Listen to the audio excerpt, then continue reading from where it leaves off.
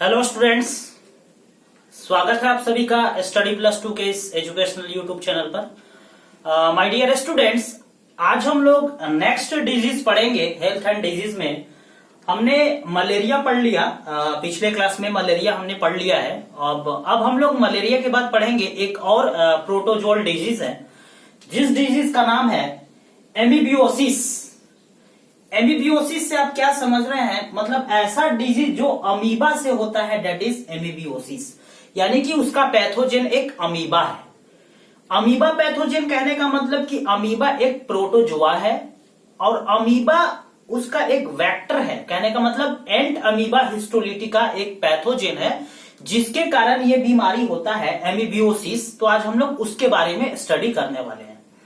तो my dear students, सबसे पहले हम आपको एक ओवरव्यू दे देते हैं कि क्या है एमीबियोसिस। आप ध्यान से सुनेंगे, आफ्टर दैट हम लोग इसके माध्यम से समझने का प्रयास करेंगे और समझेंगे। ठीक है, तो देखिए, अगर हम एमीबियोसिस की इंट्रोडक्शन की बात करें तो एमीबियोसिस एक सबसे पहला पॉइंट हमारा आता है कि it is a protozoal disease. ये एक प्रोटोजोआ से होने वाली बीमारी है, एक प्रोटोजोअल डिजीज है। इसे हम एक और नाम से जानते हैं, दैट इज अमीबा डिसेंट्री। कहने का मतलब अमीबा वर्ड इसलिए आ रहा है क्योंकि ये एक अमीबा से हो रहा है, तो इसका एक और नाम क्या है? Amoeba dysentery. डिसेंट्री आपको ध्यान में आ रहा होगा, हमने एक बैक्टीरियल डिजीज लास्ट में पढ़ाया था डिसेंट्री, तो उसमें हमने आपको बताया था कि डिसेंट्री किस चीज के कारण होता है। लेकिन डिसेंट्री एक सिम्टम्स है। डिसेंट्री क्या है? एक डिजीज अलग है, एक सिम्टम्स है। यहां पे एमीबियोसिस इसका नाम इसलिए पड़ा है क्योंकि ये एंट अमीबा हिस्टोलिटिका से हो रहा है, तो इसीलिए हम लोग इसका नाम एमीबियोसिस रखे हैं। लेकिन इसमें भी कुछ कुछ ऐसे सिम्टम्स हैं जो कि डिसेंट्री की तरह ही होते हैं, जैसे स्टूल, जो हमारा ब्लडी स्टूल आना, डिहाइड्रेशन वगैरह की समस्या जब होती है, इसीलिए इसका नाम एक और रखा गया है, दैट इज अमीबा डिसेंट्री। केवल डिसेंट्री नहीं, अमीबा डिसेंट्री, मतलब जो अमीबा नामक एक प्रोटोजोआ से हो रहा है, उस प्रोटोजोआ का नाम है, उस पैथोजेन का नाम है एंट अमीबा हिस्टोलिटिका। तो इंट्रोडक्शन में वही कह रहा है कि it is a protozoal disease, एक प्रोटोजोअल डिजीज है जिसे एक और नाम से जानते हैं, it is also known as क्या? Amoeba dysentery. तो ये हमारा इंट्रोडक्शन हो गया। अब अगर एक लाइन और हम बात कर ले इंट्रोडक्शन में, तो मोस्टली इसमें क्या होता है माय डियर स्टूडेंट्स, जो लार्ज इंटेस्टाइन होता है उस लार्ज इंटेस्टाइन में इंफेक्शन कर देता है। कहने का मतलब अफेक्टेड ऑर्गन में भी लार्ज इंटेस्टाइन के बारे में हम लोग डिस्कस करेंगे कि लार्ज इंटेस्टाइन के किस पार्ट को मोस्ट कॉमन इफेक्ट करता है। तो ये इंट्रोडक्शन हमने आपको बताया। अब हम नेक्स्ट आते हैं कॉजेस, इसका कारण क्या है। तो इसका कारण हमने आपको बताया कि इसका कारण है एंट अमीबा हिस्टोलिटिका, यानी एंट अमीबा हिस्टोलिटिका से ये होता है, ये इसका पैथोजेन है।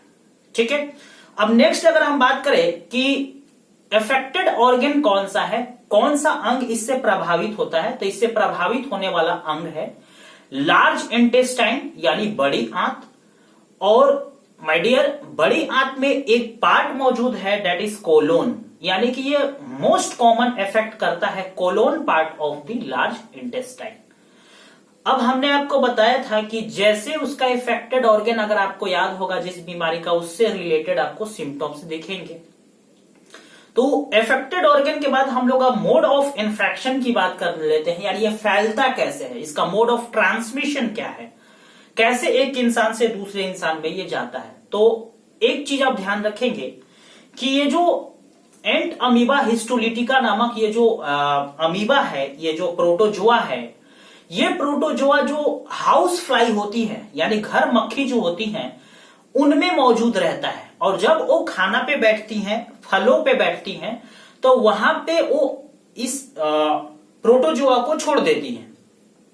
अब जब आप उस फल या पानी को पीते हैं या खाना को खाते हैं, जैसे मान लीजिए आपने अगर अनकुक्ड फूड जैसे फ्रूट्स वगैरह खाया, तो आपने बिना वॉश किए, बिना धुले उस फल को खा लिया, तो वो एंट अमीबा हिस्टोलिटिका नामक अमीबा आपके बॉडी में चला गया और लार्ज इंटेस्टाइन पे जाकर के उसके कोलोन पार्ट को इफेक्ट कर दिया।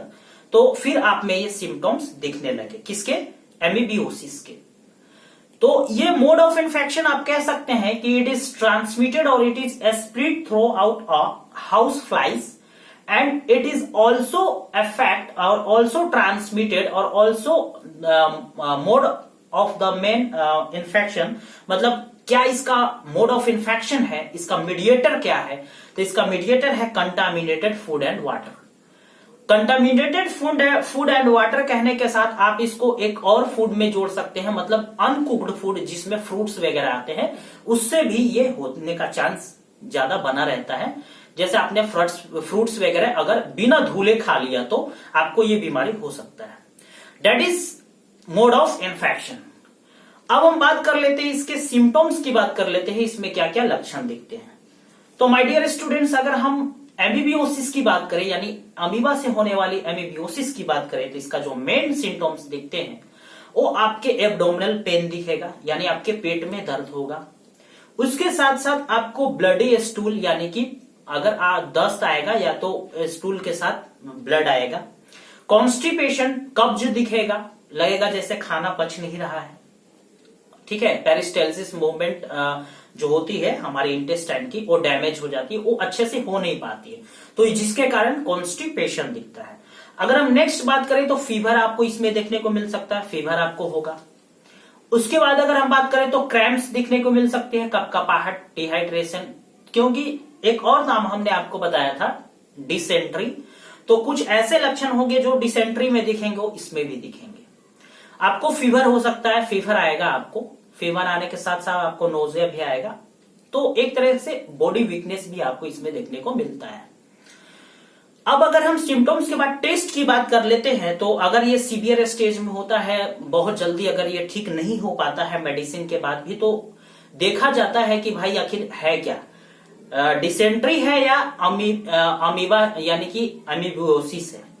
क्योंकि डिसेंट्री जो होता है वो एक बैक्टीरिया से होता है और ये एक प्रोटोजोआ से हो रहा है। लेकिन ट्रीटमेंट में हम लोग ड्रग्स, कॉम्बिनेशन ड्रग्स ही देते हैं, मल्टीपल ड्रग्स थेरेपी। दोनों में एंटीपायरेटिक और एंटीबायोटिक ही चलाते हैं।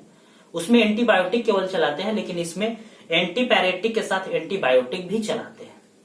ठीक है, किसमें? एमीबियोसिस में। तो सिम्टम्स में हमने टेस्ट में स्टूल टेस्ट करवाएंगे। स्टूल टेस्ट मतलब स्टूल का जांच करवाएंगे, जिसपे पता चल जाएगा, जो ब्लडी स्टूल आ रहा था तो उसमें पता चल जाएगा कि ये एंट अमीबा हिस्टोलिटिका है या नहीं है। अगर एंट अमीबा हिस्टोलिटिका है माय डियर स्टूडेंट्स, तो उसको कंफर्म कर दिया जाता है कि यू आर सफरिंग फ्रॉम एमीबियोसिस। फिर उसके अकॉर्डिंगली उसका ट्रीटमेंट किया जाता है। ठीक है, अब नेक्स्ट हम बात कर लेते हैं टेस्ट के बाद ट्रीटमेंट के बारे में कि क्या इसका ट्रीटमेंट है, ट्रीटमेंट प्रोटोकॉल क्या है। तो ट्रीटमेंट प्रोटोकॉल कुछ नहीं, एंटीबायोटिक, एंटीपायरेटिक और साथ में एंटीबायोटिक थेरेपी चलता है, दोनों मेडिसिन साथ में चलते हैं। पेशेंट को सेल्फ केयर रखने को कहा जाता है कि आप सेल्फ केयर, खुद का ध्यान रखें। और सपोर्टिव केयर भी दिया जाता है। सपोर्टिव केयर में जैसे उसको अगर ओरल रिहाइड्रेशन यानी कि जैसे ओआरएस का घोल वगैरह है, रिहाइड्रेशन थेरेपी दिया जाता है। जैसे आरएल वगैरह अगर ज्यादा हो गया तो स्लाइन आरएल वगैरह चढ़ता है, ताकि उसको जो डिहाइड्रेशन की प्रॉब्लम हो गई थी, जो दस्त की प्रॉब्लम हुई थी, उसको मैनेज किया जा सके, उसके बॉडी में फ्लूइड्स को मैनेज किया जा सके, फ्लूइड को कंटेंट्स के, फ्लूइड के एक बैलेंस को मेंटेन करके रखा जा सके। इसीलिए उसे सपोर्टिव ट्रीटमेंट्स दिया जाता है। सपोर्टिव ट्रीटमेंट्स में ओरल रिहाइड्रेशन दिया जाता है।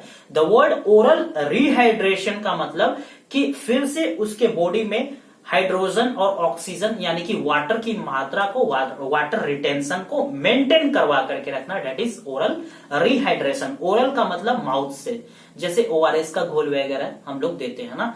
तो ये हमारा था एमीबियोसिस। अब आइए इसको हम लोग अपने यहाँ इस बोर्ड के माध्यम से समझ लेते हैं जो हमने लिखा है।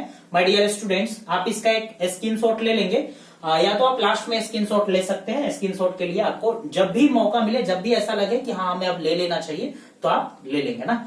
तो इंट्रोडक्शन की अगर हम बात करें तो हमने इंट्रोडक्शन में आपको बता दिया इंट्रोडक्शन में क्या होगा। इंट्रोडक्शन इसका यही कह रहा है कि ये एक कौन सा डिजीज है बाबू? प्रोटोजोअल डिजीज है। कौन सा डिजीज है? It is a protozoal disease, जिसको एक और नाम से जानते हैं अमीबा एम्बिबियोसिस या अमीबा डिसेंट्री। किस नाम से? Amoeba dysentery. यहां पे देखिए, इसको एक और किस नाम से जानते हैं? अमीबा डिसेंट्री, यानी it is also known as amoeba dysentery. Next हम बात करते हैं कॉजेस की, यानी इसका कॉजेस क्या है, कारण क्या है।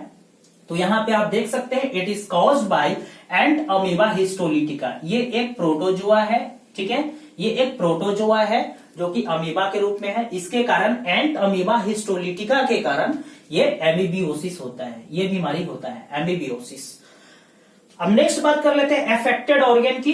अफेक्टेड ऑर्गन मतलब प्रभावित अंग। कौन सा अंग इससे ज्यादा प्रभावित होता है, मतलब उसी पे जाकर के ये अपना होस्ट डेरा डंडा डाल देता है, you can say that is affected organ की बात करें तो अफेक्टेड ऑर्गन में आपका देख सकते हैं कि ये मोस्टली जो मोस्ट कॉमन इफेक्ट करता है that is the colon part. ये आप याद रखेंगे, कोलोन पार्ट ऑफ किसका?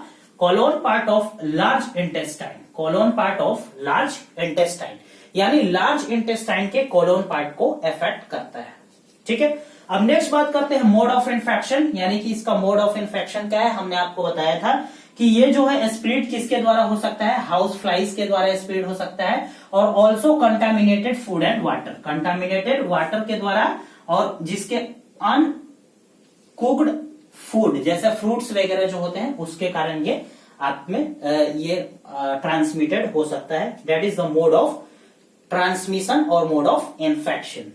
नेक्स्ट हम सिम्टम्स की बात कर लेते हैं। इसमें लक्षण क्या क्या दिखते हैं? सिम्टम्स में हमने आपको बताया इसमें क्या क्या लक्षण दिखेगा। सबसे पहला इसमें देखें तो एब्डोमिनल पेन, जिसमें हमने आपको बताया इसमें एब्डोमिनल पेन दिखेगा, क्रैम्पिंग्स दिखेंगी, मसल्स की क्रैम्पिंग्स दिखेंगी, ब्लडी स्टूल्स दिखेगा, कॉन्स्टिपेशन दिखेगा, ठीक है, सब हमने बता दिया। ब्लडी स्टूल दिखेगा, क्रैम्पिंग मसल की दिखेगी, फीवर दिखेगा, फीवर और भी कुछ कुछ देखने को मिल सकता है। अब अगर हम टेस्ट की बात करें तो टेस्ट में हमने बताया स्टूल टेस्ट करवाएंगे। स्टूल टेस्ट में एमीबा का पता चल जाएगा कि ये एंट अमीबा हिस्टोलिटिका है या नहीं है। अगर एंट अमीबा हिस्टोलिटिका है तो उस टेस्ट को कंफर्म कर दिया जाता है कि that person is suffering from amoebiasis. Getting my point. अब लास्ट पॉइंट पे हम लोग बात कर लेते हैं, दैट इज ट्रीटमेंट। इसका ट्रीटमेंट प्रोटोकॉल क्या है? तो ट्रीटमेंट के तौर पे कुछ नहीं माय डियर स्टूडेंट्स, एंटीपैराटिक्स चलाते हैं। एंटीपैरासाइट्स एक मेडिसिन होता है, एंटीपैरासाइट्स एक जो कि पैरासाइट्स को मारता है, दैट इज एंटीपैरेटिक भी आप इसको लिख सकते हैं। एंटीपैरेटिक के साथ साथ हम एंटीबायोटिक्स चलाते हैं। एंटीबायोटिक के और इन दोनों को चलाने के साथ साथ हम पेशेंट को बोलते हैं वो अपना सेल्फ केयर रखें, अपने खुद का ध्यान रखें। और सपोर्टिव केयर के रूप में हमने आपको बताया कि ओरल रिहाइड्रेशन थेरेपी देते हैं, यानी कि ओआरएस वगैरह का फ्लूइड्स देते हैं। तो माय डियर स्टूडेंट्स, ये था हमारा आज का टॉपिक जिसका नाम था एमीबियोसिस। अब नेक्स्ट टॉपिक हम लोग पढ़ेंगे जिस टॉपिक का जो टॉपिक इसी चैप्टर से रिलेटेड होगा, और डिजीज ही हम लोग पढ़ने वाले हैं, नेक्स्ट टॉपिक भी। तो मिलेंगे आपसे अगले वीडियो में नेक्स्ट टॉपिक के साथ। तब तक के लिए thank you and have a nice day.